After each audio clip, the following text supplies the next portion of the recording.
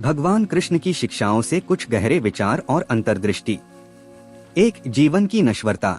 भगवान कृष्ण भौतिक जगत की अनित्य प्रकृति पर जोर देते हैं। वह सिखाता है कि भौतिक क्षेत्र में हमारे शरीर सहित सभी चीजें अस्थायी हैं।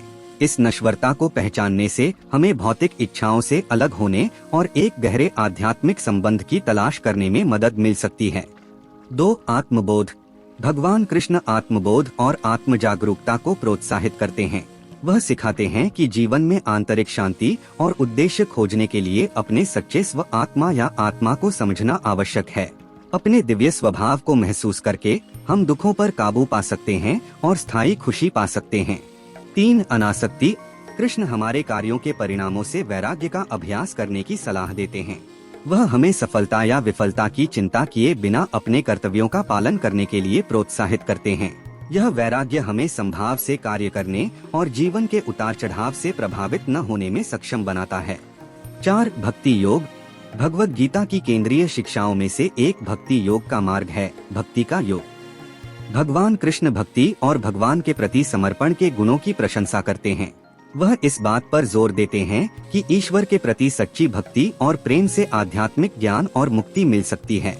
5, धर्म का महत्व।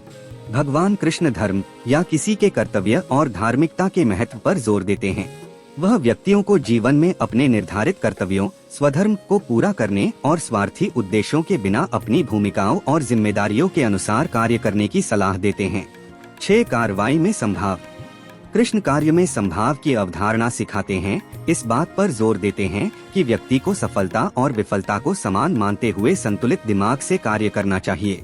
यह संभाव हमें आंतरिक शांति बनाए रखने और हमारे आध्यात्मिक विकास पर ध्यान केंद्रित करने की अनुमति देता है।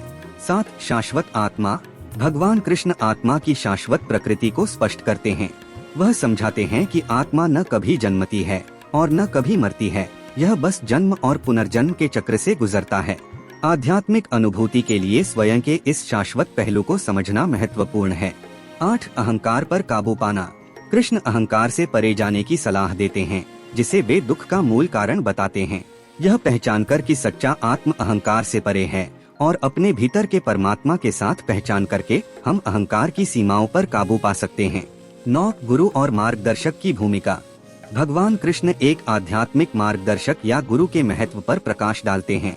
वह साधकों को आध्यात्मिक पथ पर ज्ञान और मार्गदर्शन प्राप्त करने के लिए एक जानकार और अनुभवी शिक्षक के पास जाने के लिए प्रोत्साहित करते हैं। 10, ईश्वरीय इच्छा के प्रति समर्पण।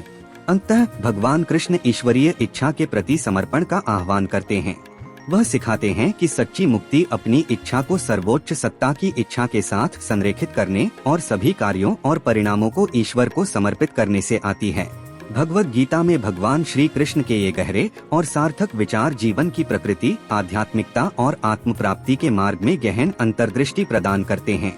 वे अनगिनत व्यक्तियों को उनकी आध्यात्मिक यात्राओं के लिए प्रेरित और मार्गदर्शन करते रहते हैं। ऐसे ही और वीडियो देखने के लिए चैनल को सब्सक्राइब और वीडियो को एक लाइक कर दे।